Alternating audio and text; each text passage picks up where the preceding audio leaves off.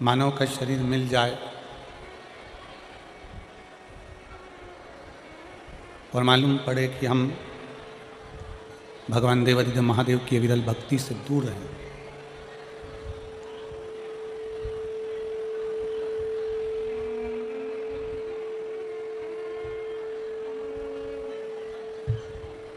तो फिर ये संसार सागर में जन्म लेना हमारा व्यर्थ है।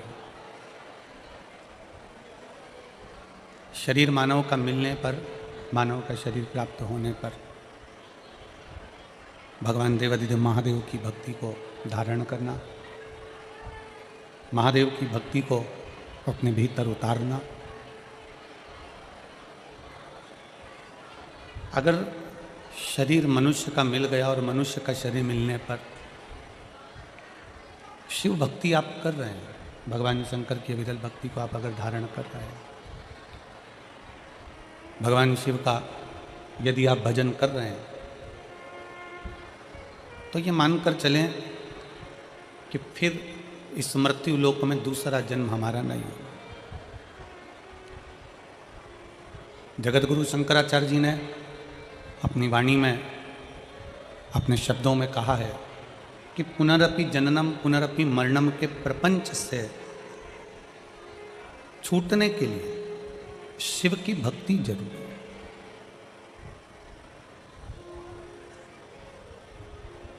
भगवान शंकर की अविरल भक्ति जरूरी है।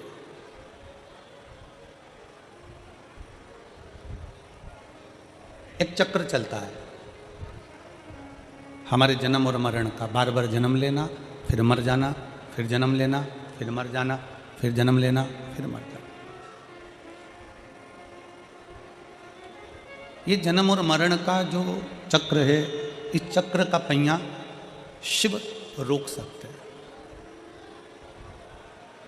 इस चक्र का पहिया भगवान देवादिदेव महादेव रोक सकते हैं।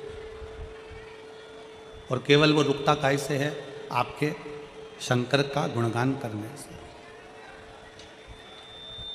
आप अगर शिव जी के मंदिर जा रहे हो, शंकर की भक्ति कर रहे हो, शिव की भक्ति को अपने हृदय में उतार रहे हो, धारण कर रहे हो, तो समझ लो कि आपका बार बार फिर जन्म नहीं होगा।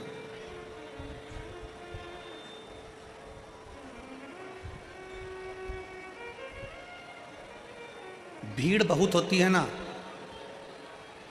तो लोग धक्का मारते हैं। जब बहुत ज़्यादा भीड़ होती है तो लोग धक्का देते हैं, धक्का मारते हैं। बोलो सही है कि गलत है? आप बहुत भीड़ है तो लोग आपको धक्का देंगे, धक्का मारेंगे। उसी तरह भीड़ में लोग जैसे धक्का मारते हैं, उसी तरह जब हमारा पाप बहुत बढ़ जाता है, बहुत पाप बढ़ जाता है, तो वो पाप भी पुण्य को धक्का मारता है कि तू यहां से हट जा। हमारा पाप पुण्य नहीं करने देता, पाप पुण्य को प्रबल नहीं होने देता, पाप पुण्य को धक्का मारकर एक और कर देता।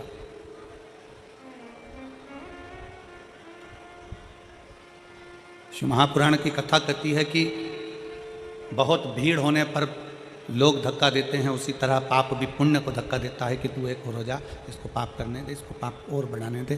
पाप जब बढ़ेगा तो ये अच्छा कर्म अगर करेगा तो इसको भगवान की शरणागति मिल जाएगी, और अगर पाप ही पाप करता रहेगा, बेकार ही बेकार कर्म करता रहेगा, तो फिर भटक जाएगा।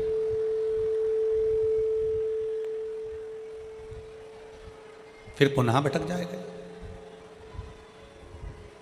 तो शिव महापुराण की कथा कहती है, जिससे भीड़ धक्का देती है, बहुत भीड़ होने पर धक्का लगता है, उसी तरह शिव महापुराण की कथा कहती है, जब हम भगवान शंकर को एक लोटा जल समर्पित करते हैं, शिव जी की अविरल भक्ति को धारण करते हैं, शंकर भगवान के भजन में हम डूबे रहते हैं, श्री शिवाय नमस्तुभ्यम हम जपते रहते हैं, भगवान शंकर का गुणगान करते रहते हैं, तो भगवान शिव भी हमें उन्नति की ओर बढ़ाने के लिए, आगे बढ़ाने के लिए एक थोड़ा सा धक्का मार ही देते हैं और हम उन्नति की सीढ़ी पर चढ़ ही जाते हैं।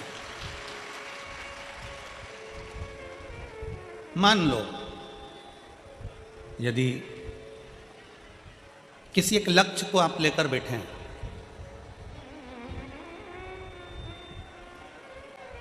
बाबा हमारा ये काम कर देना, बाबा हमारा ये कार्य पूर्ण कर देना, बाबा हमारा ये कार्य पूर्ण कर दीजिए, बाबा ये हमारा काम है, आप पूरा कर देना, आप ये कृपा कर देना, आप ये दया कर देना, आप ये करुणा कर देना। शिव महापुराण की कथा कथी, अगर आपका वो कार्य नहीं हुआ, मान लो तुमने मेहनत भी करी, सब कुछ करा, खूब मेहनत कर कर तुम आगे भी बढ़ गए, सब कुछ हो गया और तुम्हारा वो कार्य जो तुमने सोचा था वो नहीं हुआ, तो भगवान शंकर को उसके लिए भी धन्यवाद देना।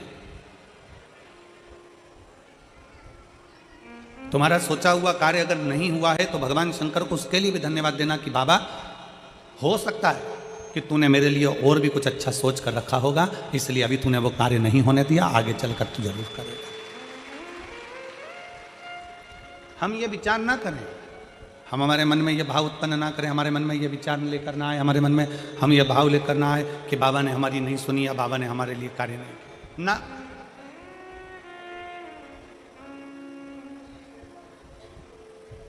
जितने इस पवित्र पावन प्रांगण के अंदर बैठकर, इस फरीदाबाद की पवित्र भूमि पर बैठकर शिव महापुराण की कथा का लाभ ले रहे हैं, जितने भगवान शंकर की कथा का रसतत्व ग्रहण कर रहे हैं, भगवान शिव की कथा को सुन रहे हैं, आप अपने मन में एक भाव लेकर आओ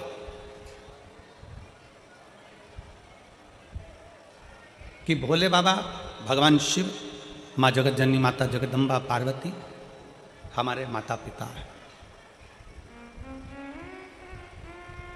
और हम छोटे से एक बच्चे हैं, हम बहुत बड़े नहीं, हम बहुत छोटे हैं। बड़े बने रहने में कहीं ना कहीं तकलीफ हो जाती है, छोटे बने रहने में कोई तकलीफ नहीं। यहाँ जितने बड़े बड़े बैठे हैं ना, जितने यहाँ पर बड़े बड़े अधिकारी बैठे हों, फैक्ट्री के मालिक बैठे हों, जितने पदाधिकारी गण बैठे हों, जितने 2-4 मकान, बंगला, गाड़ी, जमीन जायदाद के खूब पैसे वाले भक्त बैठे हों, तो उनसे पूछना कि एक साधारण सा भक्त और एक धनपति, दोनों में क्या अंतर है? जो ज़्यादा बढ़ता चले जाता है, मानसिक टेंशन उसको बढ़ता चले जाता है। जो साधारण है, एकदम छोटे से मकान में रह रहा है, अपनी ज़िंदगी मस्त होकर जी रहा है, 2 रोटी प्रेम की खा रहा है, गाड़ी है, धर्मपत्नी, बच्चे अच्छे से पढ़ाई भी कर रहे हैं, सब कुछ अच्छी ज़िंदगी जी रहा है, उसको कोई टेंशन नहीं, वो अपना जीवन जी रहा है।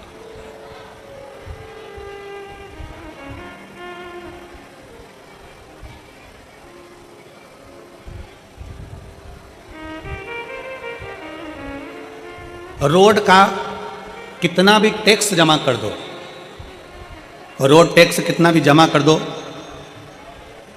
पर रोड पर रह नहीं सकते। आप लोग जब गाड़ी उठाते हैं, 4 व्हीलर गाड़ी खरीदते हैं, 2 व्हीलर गाड़ी खरीदते हैं या बड़ी कोई गाड़ी खरीदते हैं, तो उसमें रोड का टैक्स जमा होता है। रोड का टैक्स कितना भी जमा कर दो, पर आप रोड पर रह नहीं सकते। आप मकान बनाकर रोड पे नहीं रह सकते, तो आप कहो कि हमने रोड का टैक्स जमा करा, हम तो यहाँ मकान बना के रहेंगे। हमने रोड का टैक्स जमा करा है, हम तो यहाँ बीच रोड पे हमारी गाड़ी खड़ी करके हम तो यहाँ 4 घंटे तक, 8 घंटे तक, 10 घंटे तक, 12 घंटे, 24 घंटे खड़े रहे। नहीं, रोड का कितना भी टैक्स जमा कर दो, पर रोड पर तुम रह नहीं सकते। उसी तरह परिवार, कुटुंब, कबीला और दुनिया के लिए तुम कितना भी कर दो, पर तुम्हें कोई अच्छा कहने वाला नहीं मिलेगा। आखिरी में तुम्हें ताने सुनना ही पड़ेगा।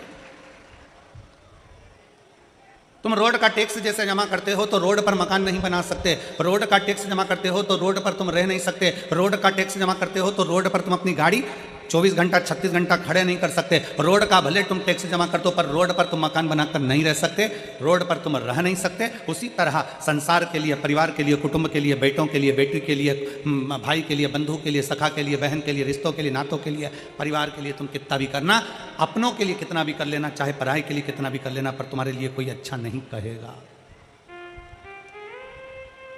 तुम इस विचार को छोड़ दो, तुम इस मन से ये विचार निकाल दो कि कोई तुम्हारे लिए अच्छा कहे। पर शिव महापुराण की कथा कहती है, रोड का टैक्स जमा करो पर रोड पर मकान नहीं बना सकते हैं। दुनिया के लिए कितना भी कर लो पर अपशब्द सुनने को ही मिलता है। और शिव महापुराण की कथा कहती है कि शंकर को अगर तुमने भूल से भी एक लोटा अगर जल समर्पित करा है, तुम्हारे मरने से पहले, मरने के बाद की गारंटी तो हम भी नहीं देते और ना हमारा शिव पुराण देता है। यहां तो जीते जी की गारंटी है। कई लोग कहते हैं कथा सुनोगे तो बैकुंठ चले जाओगे, बैकुंठ में तुम्हारा निवास होगा।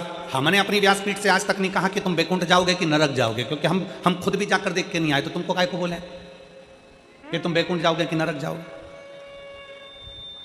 और जो तुमसे कहे कि बैकुंठ जाओगे कि नरक जाओगे की चर्चा करे तो तुम उनसे कह देना महाराज जी घूम कर आयो क्या, ऊपर देख कर आयो क्या? जो गया वो कैसे बता सकता है कि बैकुंठ गया कि नरक गया? तो बैकुंठ और नरक की चर्चा वेदव्यास जी ने शिव महापुराण में नहीं करी। बैकुंठ और नरक की चर्चा मेरे वेदव्यास जी वर्णन नहीं करते। मेरे वेदव्यास बाबा शिव महापुराण के 24,000 श्लोक में 12 खंड में इन संहिताओं के अंतर्गत, इन लीलाओं के अंतर्गत भगवान शंकर की गणना कर कर कहते हैं कि पूरा स्वर्ग और पूरी नरक इसी पृथ्वी पर है। बस आप शिव महापुराण की कथा कहती है जब एक लोटा जल हम देवाधिदेव महादेव को समर्पित करते हैं, शंकर जी को जल चढ़ाते हैं, तो तुम्हारा चढ़ाया गया जल तुम्हारे मरने के बाद क्या देगा इसका वर्णन शिव पुराण नहीं करती। पर शिव पुराण कहती है कि तुम्हारा अगर एक लोटा जल तुम महादेव को चढ़ा रहे हो तो यह पक्का है कि तुम्हारे मरने से पहले वो जल तुम्हारा कल जरूर बदलेगा। ये निश्चितता है।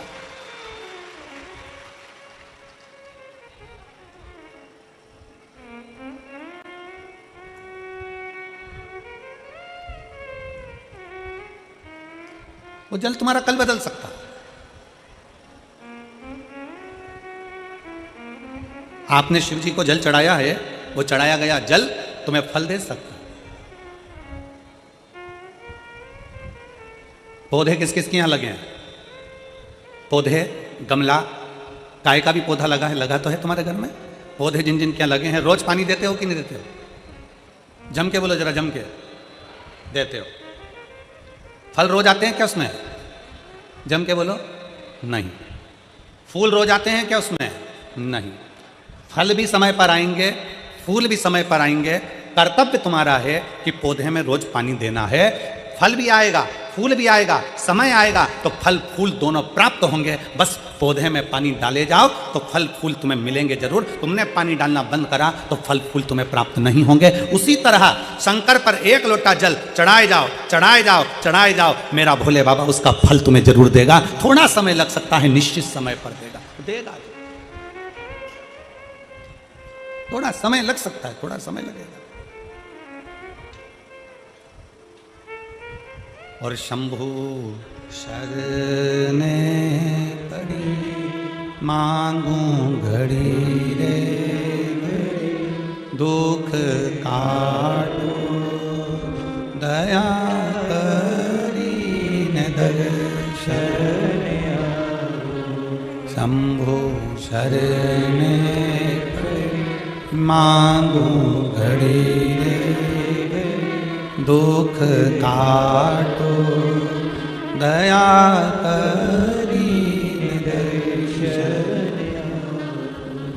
थोड़ा समय लग सकता है। जल चढ़ाते जाओ, पौधे में जल डाले जाओ, वृक्ष के नीचे पानी चढ़ाए जाओ, फल आएगा।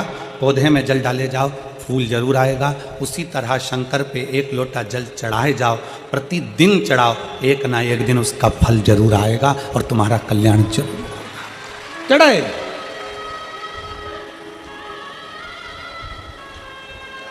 कोई जल्दी बनता है, कोई लेट बनता है।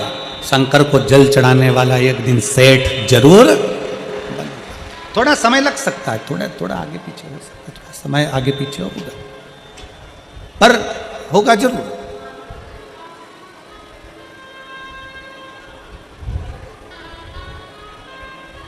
विश्वास है तो शिव है। एक कथा आती है वरकरेश महादेव की। एक कथा आती है वरकरेश्वर महादेव की। और ये वरकरेश्वर महादेव कोई साधारण महादेव नहीं है।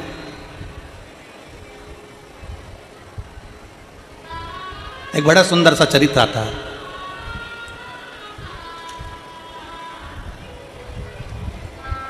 मही सागर संगम।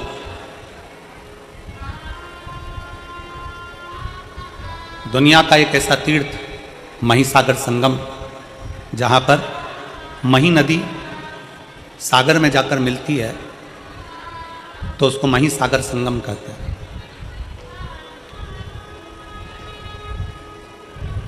ये वो मही नदी जिसको गंगा, यमुना, सरस्वती, कावेरी, क्षिप्रा, सरयू, मंदाकिनी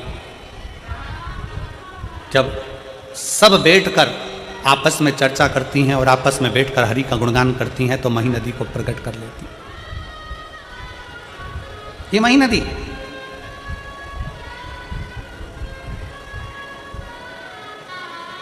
मध्य प्रदेश से निकलती हुई, राजस्थान से होती हुई सागर में जाकर मिल जाती है, सागर में पहुंच जाती है।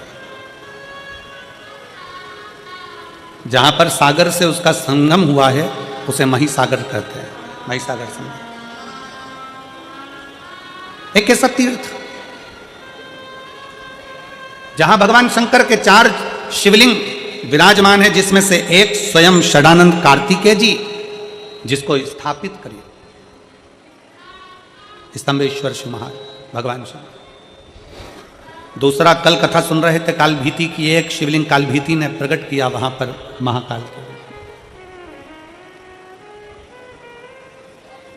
एक स्वयं सिद्धनाथ के रूप में, सिद्धेश्वर के रूप में प्रकट किया, और दूसरा है वरकरेश्वर महादेव।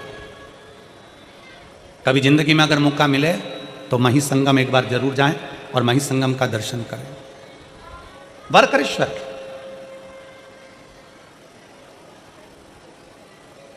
गुजरात की पवित्र भूमि पर जाकर ये मही नदी सागर में जाकर समाहित होती है, ऐसा पवित्र भूमि है वहां महिसागर। महिसागर संगम का ये पवित्र संवाद वरकरेश्वर महादेव का एक बड़ा सुंदर चरित्र वर्णन होता है। एक भटकती भटकती एक बकरी भटकती इस पवित्र महिसागर संगम के पास पहुंच जाती है। अब चींटी को नहीं मालूम है कि मथुरा कौन सा है, कि वृंदावन कौन सा है, कि काशी कौन सा है, कि द्वारका कौन सा है, कि जगन्नाथ कौन सा है, कि बद्रीनाथ कौन सा है, कि केदारनाथ कौन सा है, कि रामेश्वरम कौन सा है। ये चींटी को नहीं मालूम, पक्षी को नहीं मालूम कि कहां द्वारका है, कहां जगन्नाथ है, कहां काशी है, कहां मथुरा है। जीव जंतु को नहीं मालूम कि कहां कौन सा तीर्थ है। केवल एक मनुष्य, मानव का देह, मानव का शरीर, जिसको मालूम है कि मथुरा कहां है, जिसको मालूम है काशी कहां है, जिसको मालूम है गोवर्धन कहां है, जिसको मालूम है वृंदावन कहां है, जिसको मालूम है उज्जैनी कहां है, जिसको मालूम है सोमनाथ कहां है, जिसको मालूम है नागेश्वर कहां है। केवल एक मानव, मनुष्य।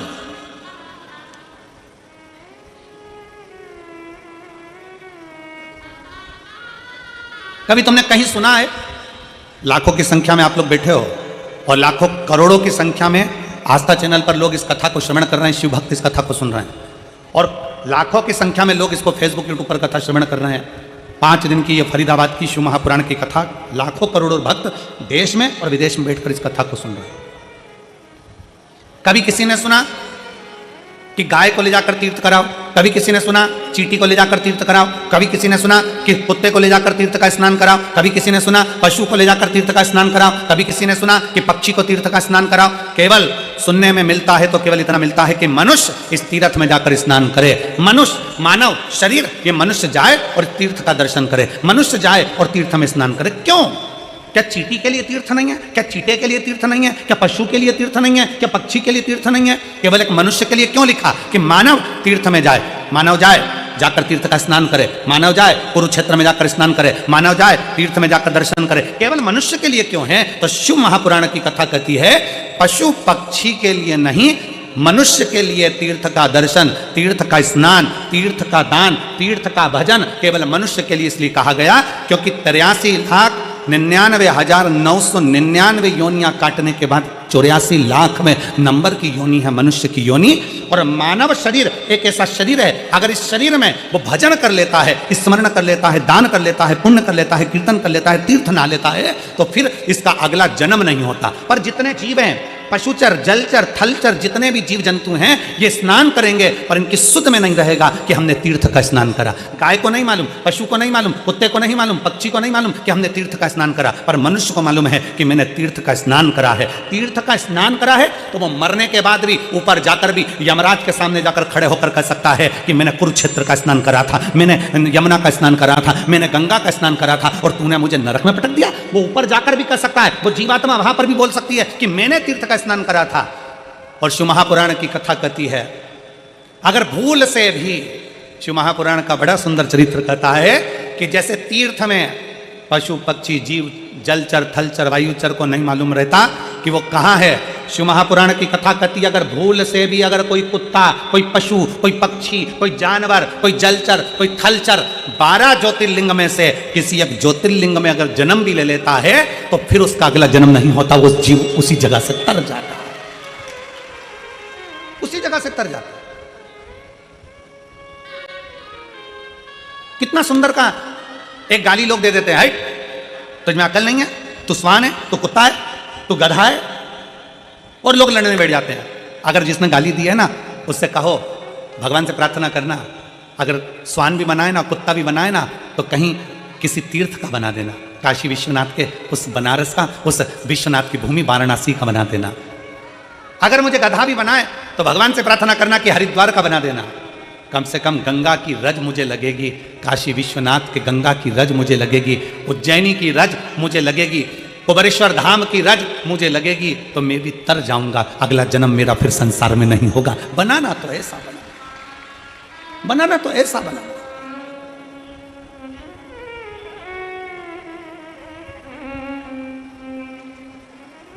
और शंभु शरणे पड़ी मांगू घड़ी रे दुख काट दया करीन दर्शन आपो।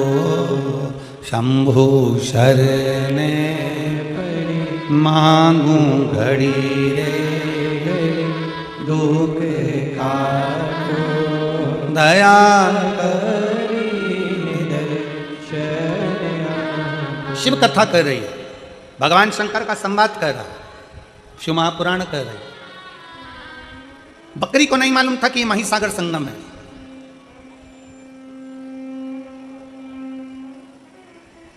आप लोग कहेंगे गुरुजी आज की कथा कहां से बोल रहे हैं, तो स्कंद पुराण कुमारी खंड से आज की कथा को लिया है। स्कंद पुराण का ये पवित्र चरित्र शिव महापुराण के अंतर्गत स्कंद पुराण का ये छोटा सा भाव लिया गया। कोई तुमसे पूछे ये महिसागर की कथा गुरुजी कहां से लेकर आ गए, ये सुंदर बरकरेश्वर महादेव की कथा कहां से लेकर आ गए, तो महिसागर संगम कथा स्कंद पुराण कुमारी खंड से बोली जाए। एक बकरी, उसको नहीं मालूम बकरी को तीर्थ क्या है, बकरी को नहीं मालूम कि क्या धाम है, बकरी को नहीं मालूम कि कहां हो।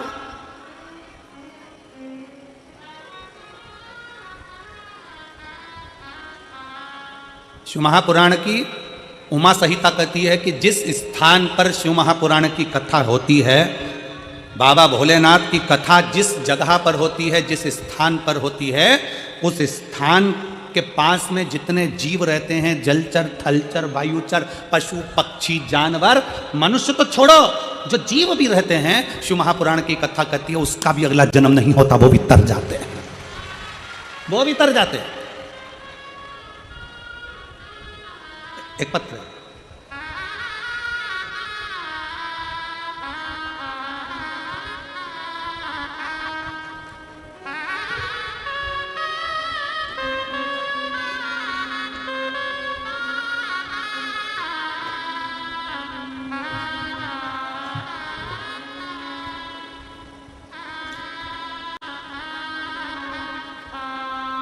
मैं हरियाणा की, ये क्या लिखा है,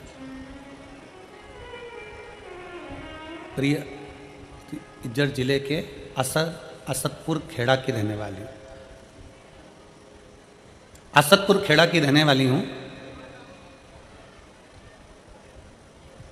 मैं 3 साल से ये पत्र जिसमें दिया है, राम जी का फोटो बना है, जिन्हें दिया है वो अगर बैठी हो तो हाथ हिला सकती है। राम जी का फोटो बना है इसमें, अगर कहीं बैठी हो तो हाथ हिला सकती हैं, और अगर बैठी हों तो एक बेलपत्र लेने के लिए आ सकती हैं। मैं 3 साल से सरकारी नौकरी की तैयारी कर रही थी गुरुजी। मैंने 3 साल पहले पेपर दिया, उसमें भी मेरा सिलेक्शन नहीं हुआ। 3 साल तक मैं रेगुलर पेपर देती रही, पर मेरा कोई सिलेक्शन नहीं हुआ। गुरुदेव, अब मैं करूं तो करूं क्या? तब मैंने आपकी कथा सुनना प्रारंभ करी, और आप कहते हो कि दिल से पढ़ो, दिल से अध्ययन करो, 4 गुना पढ़ाई करो और 4 गुना अध्ययन करो। मैंने वो भी कर पढ़ाई करी, एग्जाम दिया, पर उसका भी कोई रिजल्ट नहीं आया। अब करूं तो करूं क्या? तब मुझे मन में आया कि सीहोर वाला गुरुजी कहता है कि पशुपतिनाथ का व्रत करो, और मैंने पशुपतिनाथ का व्रत करना प्रारंभ करा। गुरुदेव, आप कहते हो कि पंडाल में बैठकर कथा का रसपान करो। मैंने पंडाल में बैठकर भी कथा का रसपान किया, और बाबा ने क्या मुझे दिया पंडाल में बैठ के कथा सुनने का फल। शायद दुनिया के लोग कहते होंगे कि पंडाल में बैठकर कथा सुनना, हम कहते हैं पंडाल नहीं, जिस जगह पर शिव महापुराण की कथा होती है वो पंडाल नहीं, वहाँ की मिट्टी कंकर शंकर बन जाती है, और बाबा हमारी बात को सुनता है। गुरुदेव, हमने कथा सुनना प्रारंभ करी, पंडाल में बैठकर पशुपतिनाथ का व्रत किया, और बाबा की कृपा से जो 3 साल पहले मैंने एग्जाम दिया था, उस 3 साल पहले के एग्जाम का रिजल्ट आ गया, और बाबा की कृपा से मैं हरियाणा पुलिस में भर्ती हो गई। मैं बाबा को यहाँ धन्यवाद देने के लिए आई। एक शिव तत्व लाइन अच्छी लिखी है, आप और हम गुनगुनाते हैं। और अभी मेरी ट्रेनिंग गुड़गांव में चल रही है।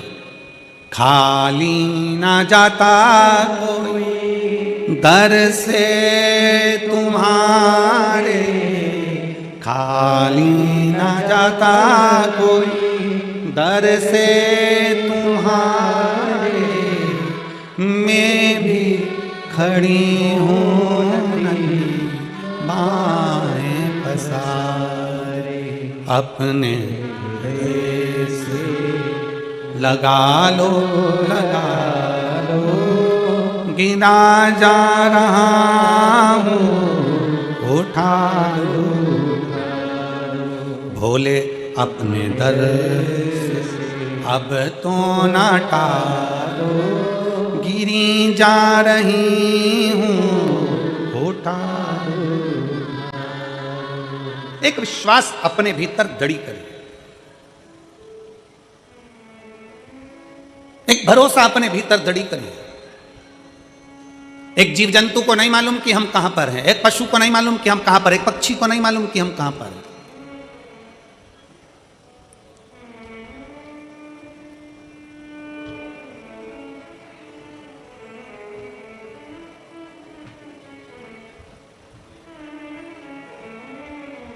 एक सीहोर कुबेरेश्वर धाम पर किसी ने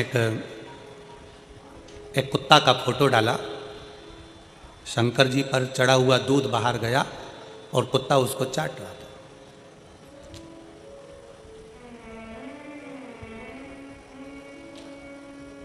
फोटो डालकर उसने लिखा कि गुरु जी से कहना कि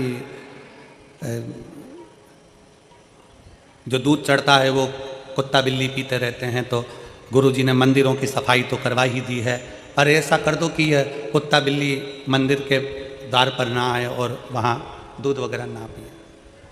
अब वो पत्र हमको, वो मैसेज कहा, गुरु जी ये मैसेज आया। मंदिर की सफाई तो आप करा ही देते हो, मंदिर में तो खूब दिया बत्ती लगने लगा, मंदिर में लोग जाने लगे, पर ये चढ़ा हुआ दूध कुत्ता पी रहा है, ये अच्छी बात है। तो जिसने वो मैसेज भेजा था, बहुत पहले की बात है, हम उनसे कहेंगे आपका चढ़ाया गया दूध, शिव पर चढ़ा हुआ जल आप और हम पीते हैं तो बाबा की कृपा आप और हम पर हो जाती है। अगर वो चढ़ा हुआ दूध किसी श्वान ने पी लिया, कुत्ते ने पी लिया, तो उसकी भी तो जिंदगी संवर गई है, उसका भी तो जीवन संवर गया।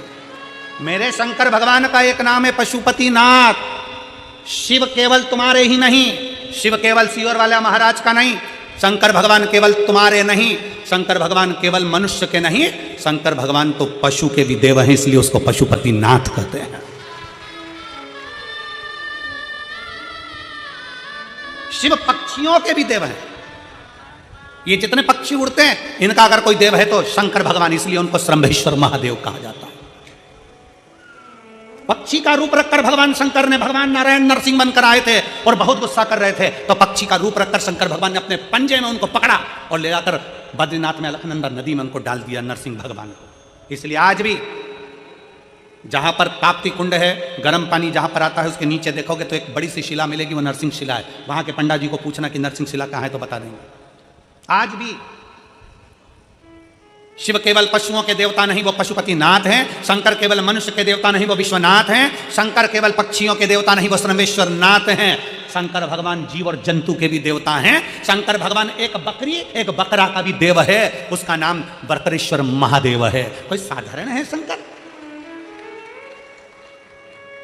पीपल देव का भी देव है महादेव, इसलिए नाम पड़ गया पिपलेश्वर महादेव। बड़ के वृक्ष का भी देव है महादेव, तो बटकेश्वर महादेव। ऐसा कौन सा देव है जो शंकर की शरणागति में नहीं है?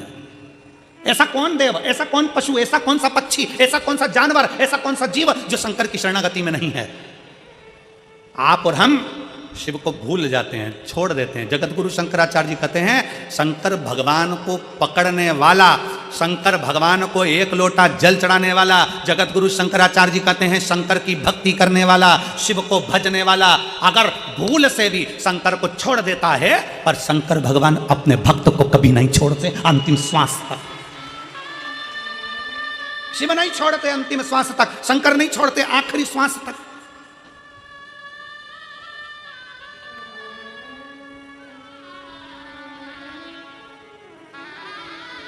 और एक रवा भगत की कथा हमारे उज्जैनी में आती है, महाकाल राजा की रवा भगत की कथा। रवा भगत, एक रवा भगत की कथा आती है जो चंबल नदी के पार रहता था। अब चंबल नदी के पार रहता था रवा भगत, और वो शंकर को बड़ा भजता था। अब रवा भगत शिव को भजने वाला शंकर भगवान की पवित्र भूमि उज्जैनी में महाकाल बाबा का दर्शन करने जाता था। हर महीने का उसका नियम था कि बाबा महाकाल का दर्शन करने जाता। अब महाकाल का दर्शन करने जाता, कभी तो उसको डाकू लूट लेते, कभी उसका पूरा धन छुड़ा लेते। रवा भगत शिव जी का नाम लेते हुए महाकाल महाकाल जय श्री महाकाल, जय श्री महाकाल, जय श्री महाकाल बोलता बोलता चले जाता। कई साल निकलते चले गए, कई साल। उज्जैनी जाए, अवंतिका जाए, छिपरा नहाए, महाकाल का जल चढ़ाए और महाकाल का दर्शन करे। अब तो महाकाल मंदिर में प्रवेश ज़्यादा नहीं होता, पर पूर्व की कथा है जब तो महाकाल मंदिर में महाकालेश्वर और भक्त, इसके सिवा कौन जाते? लोग जल चढ़ाते और अपने घर चले जाते। छिपरा बिल्कुल महाकाल मंदिर के पीछे बहती थी। अभी अभी छिपरा तो महाकाल मंदिर से दूर हो गई, पर छिपरा महारानी महाकाल मंदिर की दीवार और छिपरा महारानी का बहना एक साथ था, इतनी नजदीक से बहती। रवा भगत महाकाल बाबा को जल चढ़ाए, छिपरा जी का जल भरे और महाकाल राजा को चढ़ा दे और चल दे। कई साल निकल गए, कई साल। अब एक बार रवा भगत उज्जैनी नहीं पहुंचा, अवंतिका नहीं पहुंचा, अवंतिका नहीं पहुंचा। एक महीना पूर्ण हो गया, अवंतिका नहीं आया। ध्यान, रवा भगत नहीं आया। 2 महीना हो गया, रवा भगत नहीं आया। 3 महीना हो गया, रवा भगत नहीं आया। अब तो भोलेनाथ को बेचैनी होने लगी और शंकर भगवान माता पार्वती से कहे, माँ जगत जननी से, पार्वती से, उज्जैन कौन कौन गया है? सब गए हो? रखो। शंकर जी के मंदिर में पार्वती जी हमेशा बैठी रहती है। उज्जैन महाकाल के मंदिर में पार्वती जी बैठी नहीं है, खड़ी हुई है। करें दर्शन आप लोगों ने? जम के तो बोलो, करें ना? पार्वती जी खड़ी। शिव बोले रवा भगत के लिए, पार्वती हर महीने मेरा भगत आता था, रवा भगत आ नहीं रहा। चंबल के पार रहता है, हो सकता है कहीं डाकुओं ने उसको कुछ त्राण दे दिया हो, तुम जाओ देखो क्या। पार्वती जी दौड़कर रवा भगत के यहाँ पहुंची और रवा भगत के यहाँ बूढ़ी का रूप रखकर उन्होंने क्या देखा कि रवा भगत के यहाँ तो खाने के भी लाले पड़ रहा है, खाने के लिए। क्यों? रहा नहीं गया। हाथ जोड़कर माता पार्वती जी ने रवा भगत से कहा, भगत जी, ओ भगत जी, पूरे नगरी में कोई दयालु दयार नहीं है, पूरी नगरी में कोई दानी नहीं है, मुझे भूख लगी है, तुम्हारे यहाँ रख लोगे? मेरा कोई है नहीं, मुझ बूढ़ी को तुम कृपा कर दीजिए, अपने रख लीजिए। रवा भगत ने कहा, माता जी आप मेरे यहाँ रहो, मना नहीं है, पर दिक्कत केवल इतनी सी है, मैं थोड़ा सा भी जोड़ कर रखता हूँ, डाकू आक्रमण करते हैं और मेरा पूरा गांव छोड़कर मेरे घर में आक्रमण कर कर मेरा खाने तक का अनाज ले जाते हैं, मेरी पत्नी भी भूखी, मैं भी भूखा, मेरे बच्चे भूखे, तुम क्या करोगे? क्या खाओगी तुम? क्या खाओगे? पार्वती जी ने कहा, मुझे यहां रहने तो, मुझे भी तो देखना है कि क्या हो रहा है।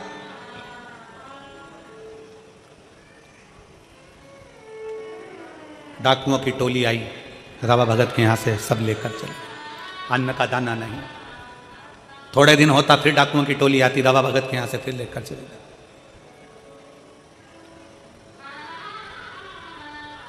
पार्वती जी ने डाकुओं को देखा और पूछा कि भाई इनको कम से कम खाने का तो छोड़ कर जाओ, खाने का तो छोड़ो। डाकू चिल्लाकर बोले, ये वो भक्त है जो हर महीना महाकाल जाता है, ये वो भक्त है जो हर महीना महाकाल जाता है, हमें देखना है कि महाकाल कब आकर इसको खिलाता है, हमें देखना है महाकाल कब आकर इसको खिलाता है, हमें देखना है। पार्वती जी मुस्कुराई, कहा अब तुम भी देखो कि महाकाल कब आकर खिलाता है। डमरू बजाता बजाता एक जोगीड़ा डमरू की नाद करते करते बजाता बजाता आ गया। पार्वती मुस्कुराकर बाहर निकलकर उस डमरू बजाने वाले जोगीड़ा का स्वागत कर मेरे नाथ आ गए। जो आए, डाकू आए, सामान उठाए, वही सामान 4 गुना फिर बढ़ता जा। डाकू बाहर निकले, फिर सामान बढ़ता चले जा। डाकू फिर लेकर सामान निकले, फिर बढ़ता चले जा। बाहर इतना सामान इकट्ठा हो गया कि डाकू उठाने वाले कम पड़ गए, पर सामान कम ना हुआ। आखिरी में डाकुओं ने चरण पकड़ लिए कि महाकाल आकर खिलाकर भी जाता है, महाकाल आता है खिलाकर भी जाता है। अकाल मृत्यु वो मरे जो काम करे चंडाल का, काल उसका क्या बिगाड़े जो भक्त हो महाकाल का। मेरा महाकाल जो नियम बनाता है कि मैं कुबेरेश्वर धाम आऊंगा, मैं उज्जैनी जाऊंगा, मैं काशी विश्वनाथ दर्शन करने के लिए जाऊंगा, मैं महाकाल के दरवाजे पर जाऊंगा, जो नियम बनाता है 1, 2 महीना, 4 महीना, 6 महीना, 5 महीना नियम तुम बनाते हो, बाकी के नियम मेरा महादेव निभाता है। अभी कथा में कहा था, शंकर को जल चढ़ाने वाला अगर 6 महीना 1 साल बाद भूल भी जाए, पर शंकर नहीं भूलते, शंकर तो उसको पकड़कर रखते हैं, शिव उसको पकड़कर रखते हैं।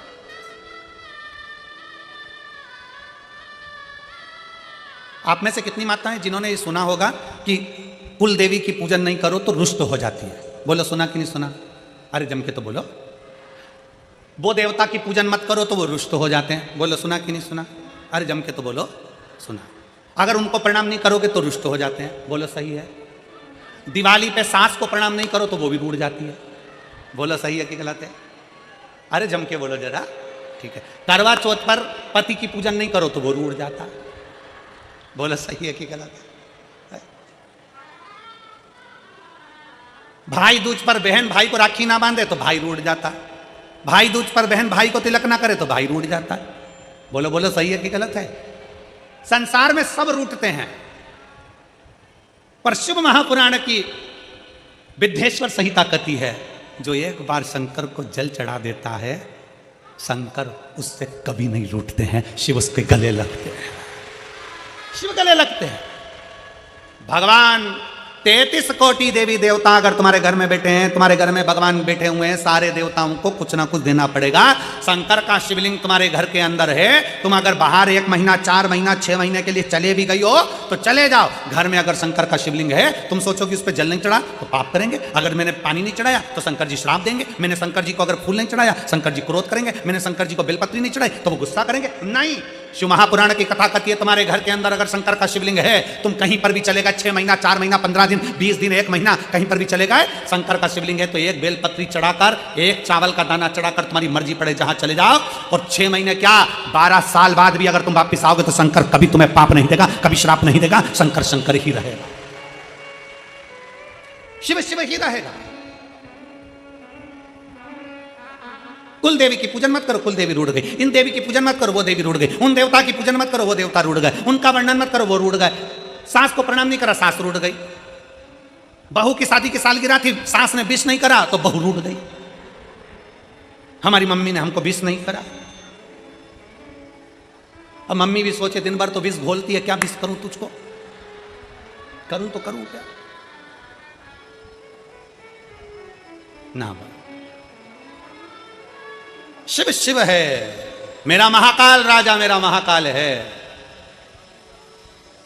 भाई शिव महापुराण की कथा कहती है, शंकर का संवाद कहता है, शिव तत्व कहता है, शिव पुराण कहती है।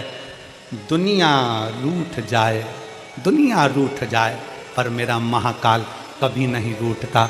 दुनिया भटक जाए पर मेरा महाकाल अपने भक्त को भटकने नहीं देता।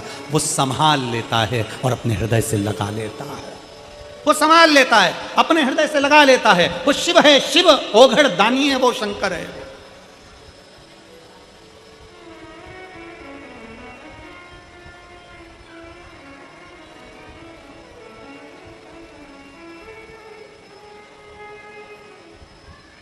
वो साधारण नहीं है, उसको पहचानना कठिन है। और अंत समय प्रभु वचन दिया तो निभाना पड़ेगा। आए ना आए प्रभु कुटुंब कबीरा, अंत समय प्रभु आना पड़ेगा। वचन दिया तो निभाना पड़ेगा। अंत समय प्रभु आना पड़ेगा। वचन दिया तो निभाना पड़ेगा। दुनिया रूठ जाए, दुनिया भटक जाए, मेरा शिव तुम्हें भटकने नहीं दे सकता।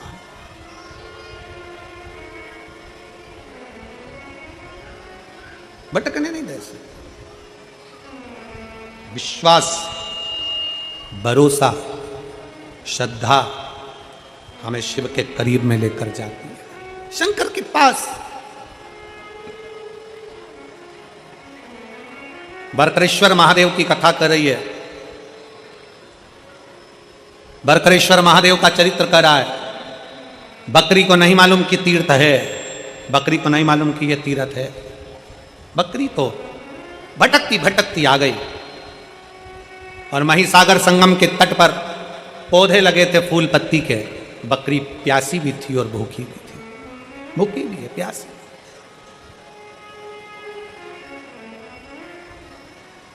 बकरी भूखी भी है और प्यासी भी है।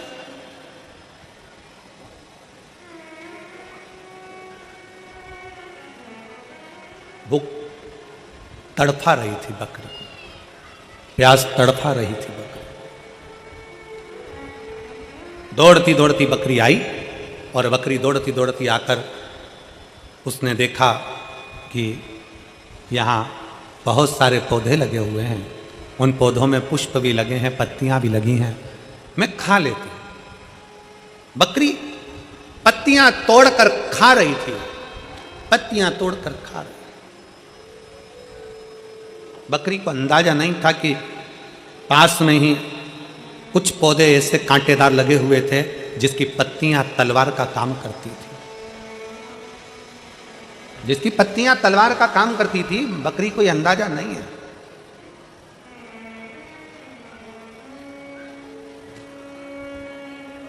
बस बकरी ने पत्तियां खाना प्रारंभ करा। बकरी ने पत्तियां खाना प्रारंभ करा और खाते खाते उसका ध्यान नहीं गया, क्योंकि व्यक्ति अपने कार्य में इतना डूब जाता है कि उसको अन्य कार्य का स्मरण नहीं हो पाता। और फिर निवेदन है, अरे मत बुरे कर्म कर वरना पछताएगा।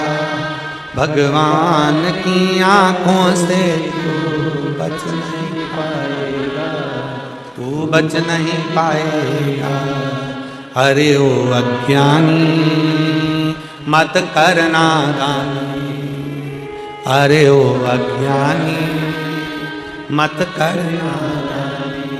तेरे कर्म का फल भी तू ही पाएगा, जैसा किया तूने तेरे आगे आएगा। मत बुरे कर्म कर वरना पछताएगा। भगवान की आंखों से तू बच नहीं पाएगा, तू बच नहीं पाएगा। अरे ओ अज्ञानी मत करना, अपने कर्म अच्छे करते चलो। बकरी को ध्यान नहीं था, वो तो कर रही, वो तो खाने में लगी है, उसने ध्यान नहीं दिया पास में कांटे लगे, उसने ध्यान नहीं दिया पास में पत्तियां तलवार का काम कर रही है। कोई कोई पौधा ऐसा होता है जिसकी पत्तियां तलवार जैसी काट भी देती है, शरीर पर रगड़ा भी दे देती है। बकरी को अंदाजा नहीं था। आप तो अपना कर्म करो, फल देना उसके एक पत्र है।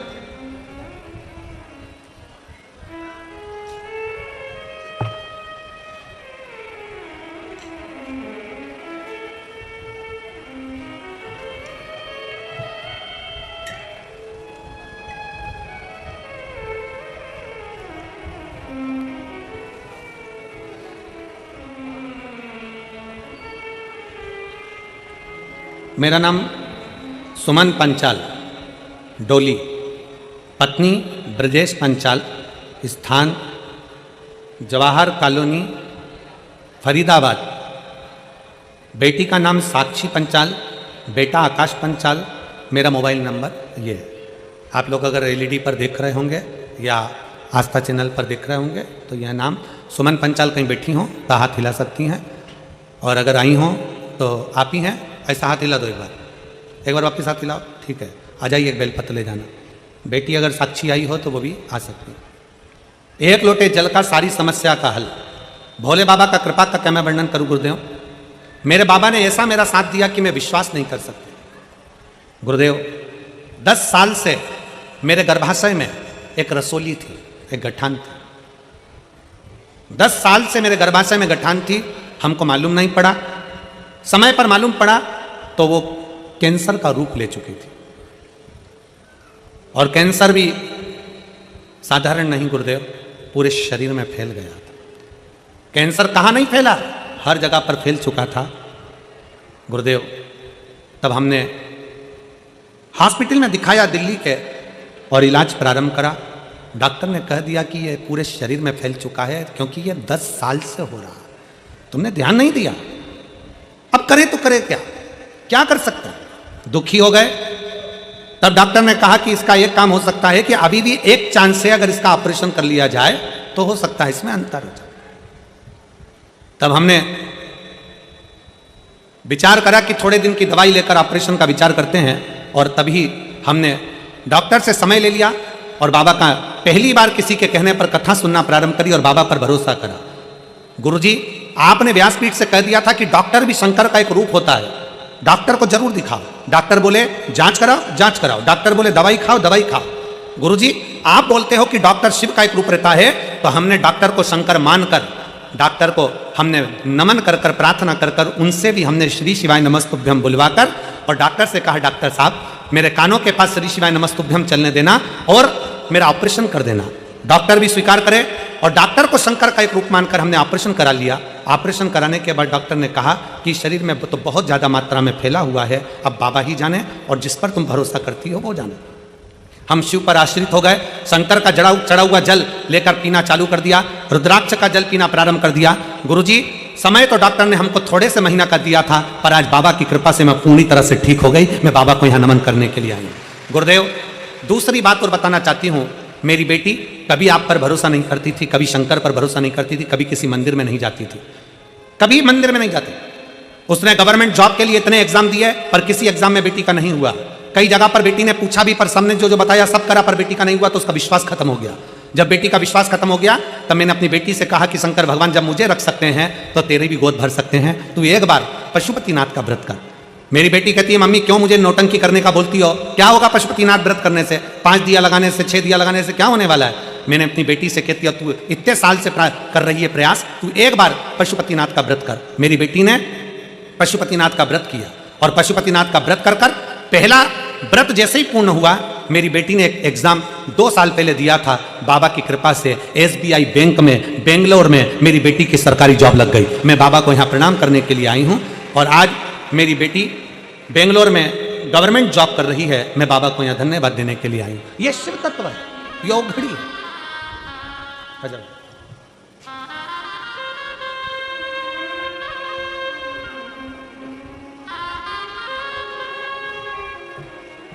रोते नहीं, अब तो खुश होगा, अब एकदम बढ़िया हो गए। ये बेटी को देना, उसको भाई आंसू पोछो, ठीक है, अच्छे खुश होकर जाओ है, शिव कृपा बनी रहे, बाबा बधाई। एक बेटी को भी देना है आपके लिए, अब ठीक हो पूरी तरह से।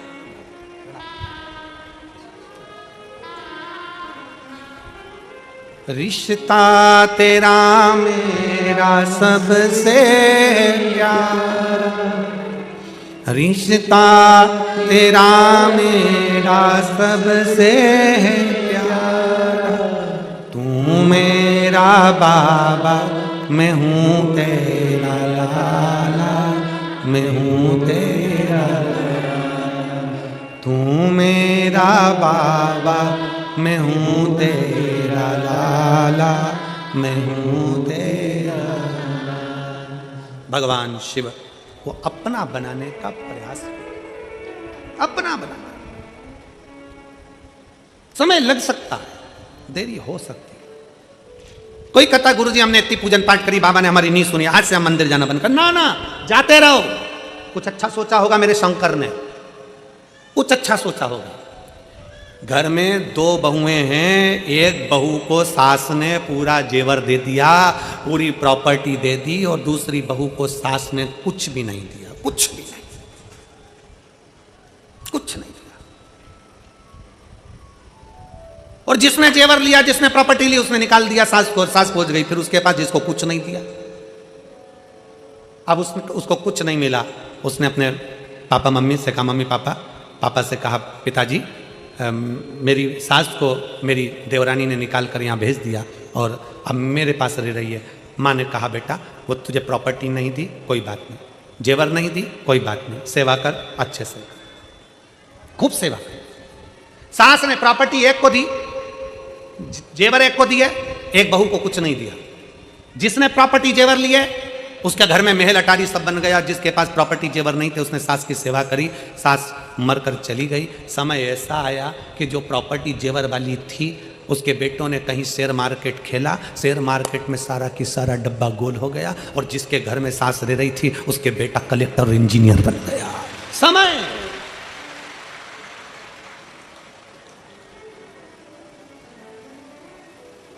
तुम्हारी नहीं सुनी ना बाबा भोलेनाथ जी ने। बाबा मैंने इतना अभिषेक करा, पूजन करा, अर्चना करी, शंकर जी ने मेरी नहीं सुनी। मैंने शंकर जी से कहा था बस एक काम कर दो, ये काम कर दो, शिव ने नहीं सुनी। अरे कुछ अच्छा सोचा होगा, मेरे बाबा कम नहीं देते, मेरा बाबा थोड़ा रुक कर देगा, अच्छा देगा और बड़ी प्रबलता से देगा।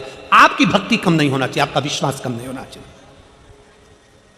आपका भरोसा कम नहीं होना चाहिए, आपकी दृढ़ता कम नहीं होना चाहिए।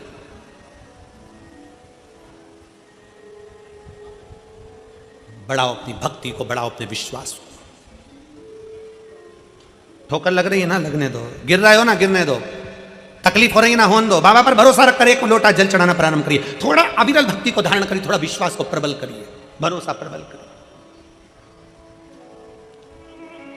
और खाली ना जाता कोई दर से तुम्हारे, खाली ना जाता कोई दर से तुम्हारे, मैं भी खड़ी हूँ नन्ही बाएं पसारे, अपने हृदय से लगा लो, लगा लो, गिना जा रहा हूँ, उठा लो, भोले अपने दर से अब तो ना टालो, गिरी जा रही हूँ, उठा लो।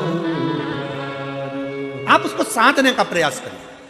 शिव मंदिर में जाकर एक लोटा जल चढ़ाने का प्रयास करो। लोटा भर के जल नहीं हो तो 3 बार ताली बजा दिया करो। ये भी नहीं बन सके तो बम बम भोले, और ये भी ना हो सके तो शिखर का दर्शन कर लिया करो। ये भी ना बन सके घर बैठकर श्री शिवाय नमस्तुभ्यम बोल लिया करो।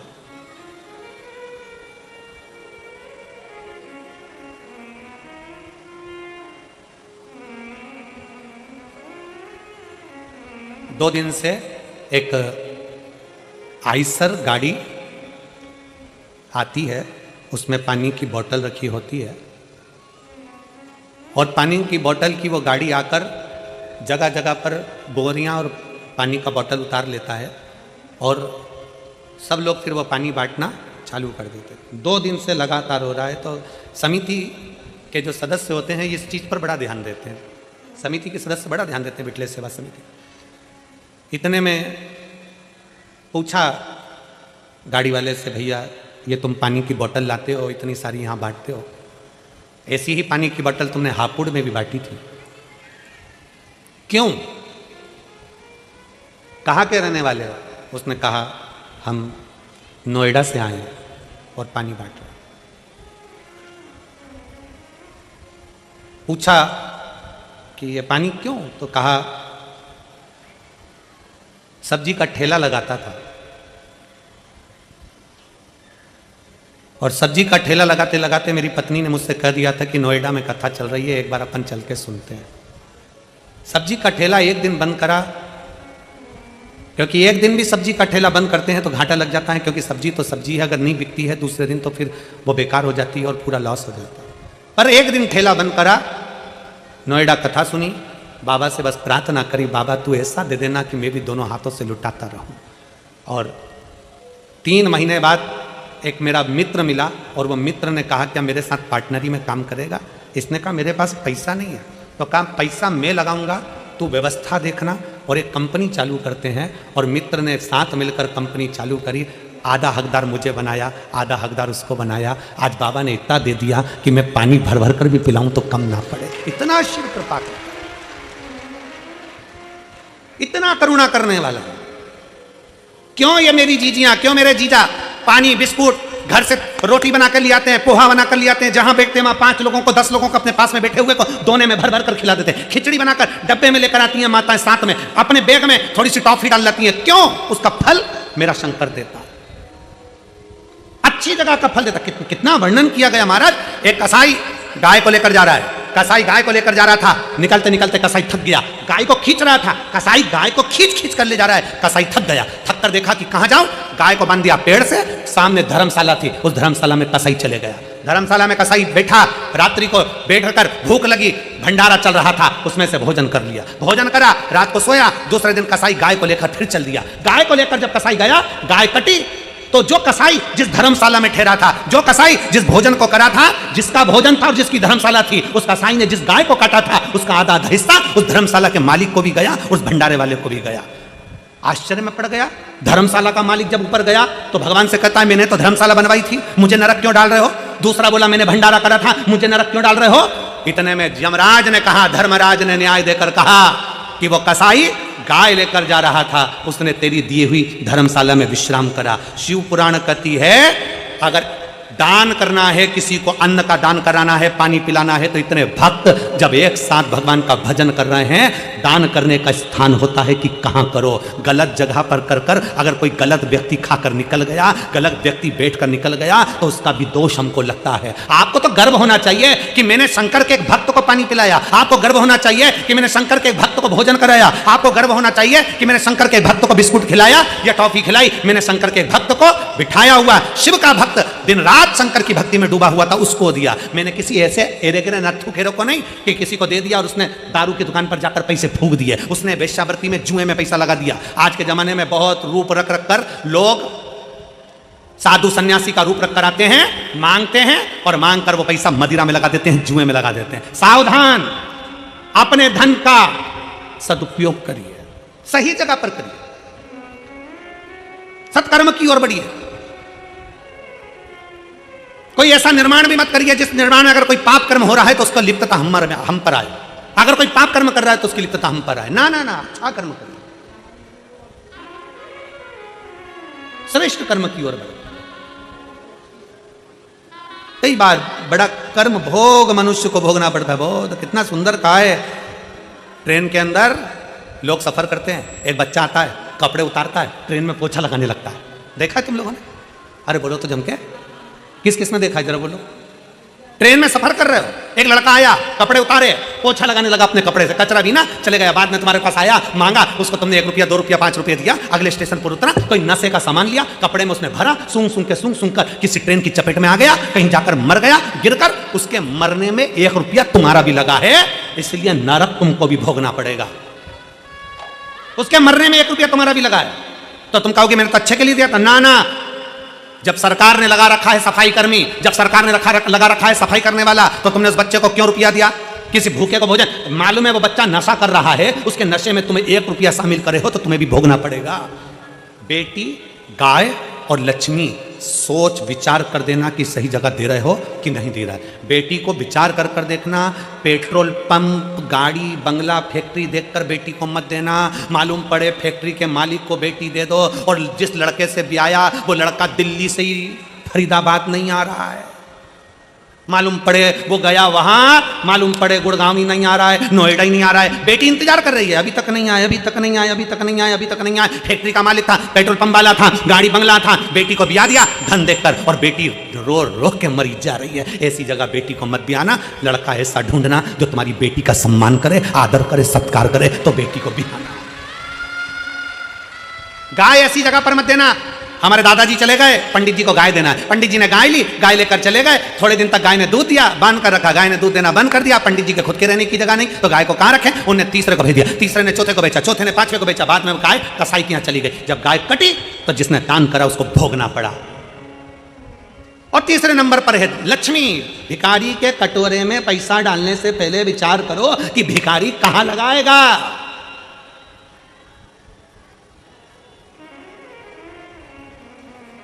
कहां लगाएगा?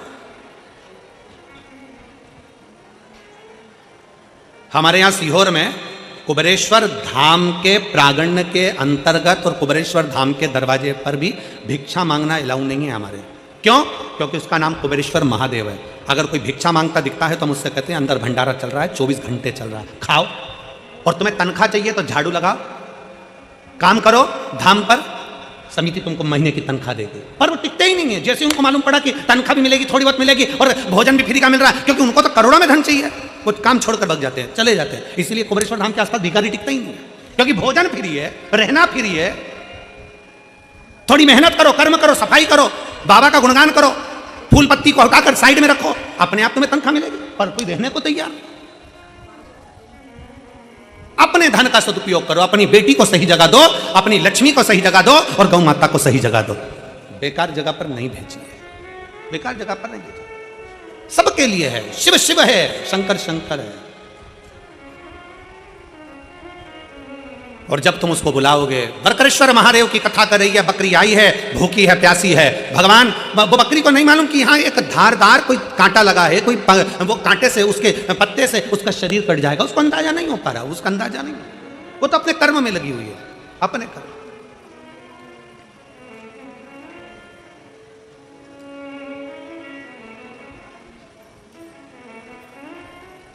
चित्त हट, पर वो भी साधारण नहीं है, देने में पीछे हटता नहीं है, देने में पीछे हटता नहीं।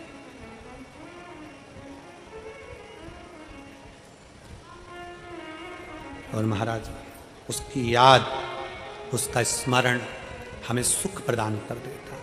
उसकी याद, उसका स्मरण।